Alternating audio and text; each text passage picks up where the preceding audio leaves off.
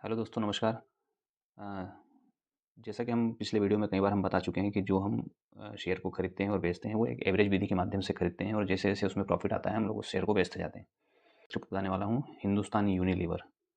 तो जैसे आप यहाँ पर देख पाएँगे कि इसमें हमको लॉस हो रहा है 13% से 14% के आस-पास का ₹1700 का लॉस हो रहा है और इसकी हमने 5 क्वांटिटी बाय की थी। तो मैं आज इस शेयर के बारे में इसलिए बताना चाह रहा हूँ आपको कि जो हम इस अपनी स्ट्रेटजी पे काम करते हैं, एवरेज विधि पे काम करते हैं, तो उसमें हम जब हमको प्रॉफ़िट होता है तो हम प्रॉफ़िट बुक कर लेते हैं। लेकिन उसके अलावा भी हमको थोड़ा बहुत जो एक्स्ट्रा बेनिफिट है वो मिल जाता है। वो कैसे मिलता है यहाँ पर आप देख पाएँगे कि हिंदुस्तान यूनिलीवर ने अभी डिविडेंड दिया है। तो क्या होता है कि जब हम किसी शेयर को बाय करते हैं तो ज़रूरी नहीं है कि वो तुरंत ही से 10 दिन में बिक जाए, 15 दिन में बिक जाए, 50 दिन, कभी-कभी काफ़ी समय हो जाता है। हमारे पोर्टफ़ोलियो में हमको उसको रखना पड़ता है क्योंकि जब तक वो लॉस देता है दिखाता है हम उसको सेल नहीं करते, हम हमेशा प्रॉफ़िट में ही सेल करते हैं। तो लॉस में है इसलिए हमने अपने पोर्टफ़ोलियो में रख रखा है। इसी वजह से जो डिविडेंड जो कंपनी ने डिक्लेयर किया है, अनाउंस किया है, तो उसका बेनिफिट भी हमको मिल जाता है। तो ऐसे हमारे पास काफ़ी सारे शेयर्स होते हैं जो हमारे पोर्टफ़ोलियो में काफ़ी समय तक रखे हुए होते हैं।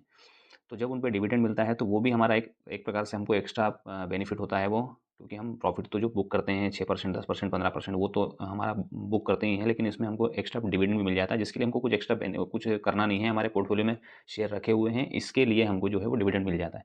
तो जैसे यहाँ पर आप यही आप देख पाएँगे कि ₹24 पर शेयर जो है वो डिक्लेयर किया है हिंदुस्तान यूनिलीवर ने, और हमारे पास 5 क्वांटिटी है, तो 5 क्वांटिटी के हिसाब से जो भी हमारा 5 चौक 20, ₹120 के आस-पास का जो भी हमारा अमाउंट बनेगा वो हमारे डायरेक्ट अकाउंट में क्रेडिट हो जाता है। जो भी डिविडेंड होता है वो इस अकाउंट में हमने जो भी अपना अकाउंट इसमें अपडेट कर रखा है आप स्टॉक में, उसी प्राइमरी अकाउंट जो भी होगा उसी अकाउंट में डायरेक्ट हमारे जो डिविडेंड है वो अकाउंट में क्रेडिट हो जाएगा। तो मैं वही बताना चाह रहा था इसमें केवल कि इसमें हमारे पास जो-जो शेयर होते हैं बीच-बीच में हमको डिविडेंड मिलता रहता है।